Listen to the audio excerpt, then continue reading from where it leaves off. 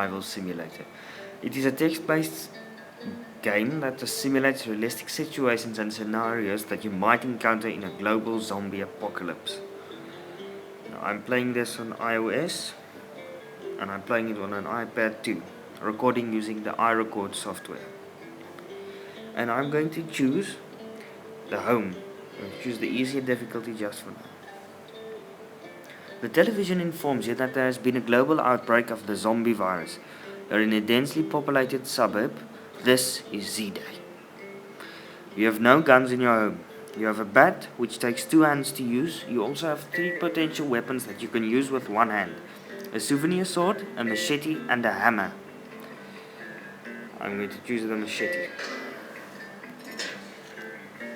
The machete is an excellent slashing and chopping weapon.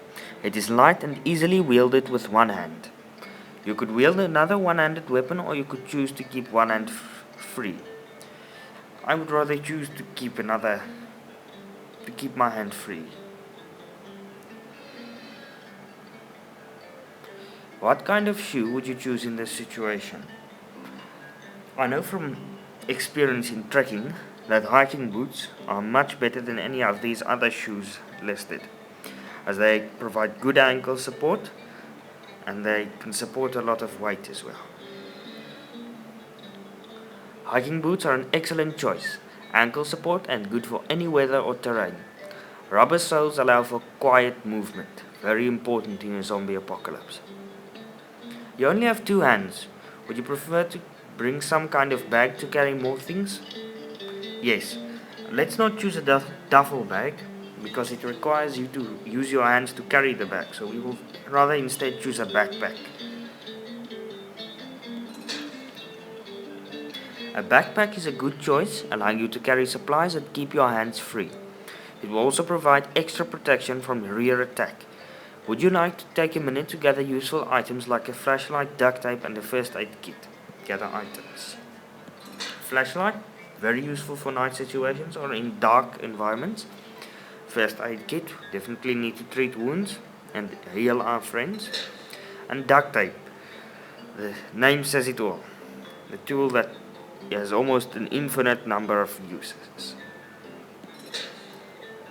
It takes only minutes for you to gather the items, but you hear sounds coming from your back door. Someone is trying to break in at your back door.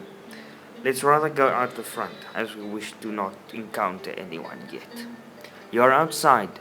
There are corpses everywhere, figures stumbling around in the dark, cars burning. It is not safe here. Your best friend Dave lives right next door.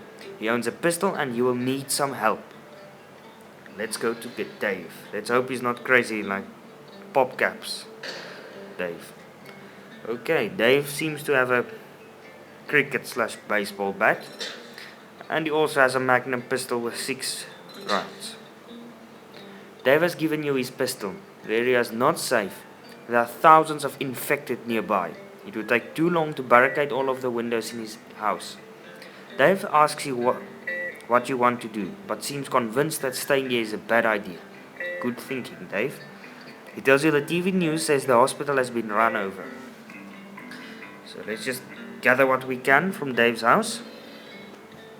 Steel banjo. I'm sure the zombies appreciate some good old country music. You have gathered all the useful items here. Suddenly an arm breaks through the front window. 3 or 4 rotters are breaking down the door. They'll get through and be inside the house within minutes. Me and Dave are not really armed well, so I don't think we should choose this. Let's flee. You can hear a helicopter approaching. It's flying low and slow with a searchlight. It is a military helicopter, flying low in a search pattern and headed your way. Now, normally the military in a zombie survival game will be very on edge and they won't trust civilians. So, I don't think we should trust this chopper. So let's hide. The gunner is shooting the undead on sight. Several fall near you, but the noise brings more as the chopper flies away. You need more weapons. You know there must be weapons to be found. Where should you look first? Let's head to the pawn shop. Moving slowly and carefully down a dark street, you see bright lights light up ahead. You have reached the military checkpoint. There are two armed guards and an armored Humvee behind chain link fences and several crash impact barrels.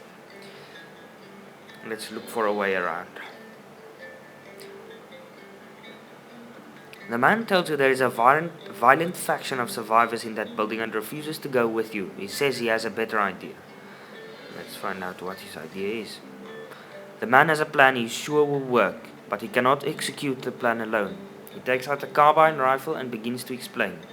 If one of us lays down cover fire and the other drives my van through the barricade, once the van breaks through, those damned biters will be all over the place and we can get through. I will agree to drive. You tell him that you will drive. He argues to provide cover fire, he agrees to provide cover fire so you can ram through the blockade. He gives you keys to his van and gets into position. The van starts up. A green tree air freshener hangs from the rear view mirror. The armed barricade is blocked by barrels. What driving position would be best? Let's sit on the right side, as I assume it's a left-hand drive car. You sit on the right side, steering with your left hand and pressing the gas with your left foot. Perhaps this will spare you from potential gunfire. All of a sudden, your body starts shooting. The guards dive for cover. You drive towards the plastic barrels. At what speed should you hit them? 60.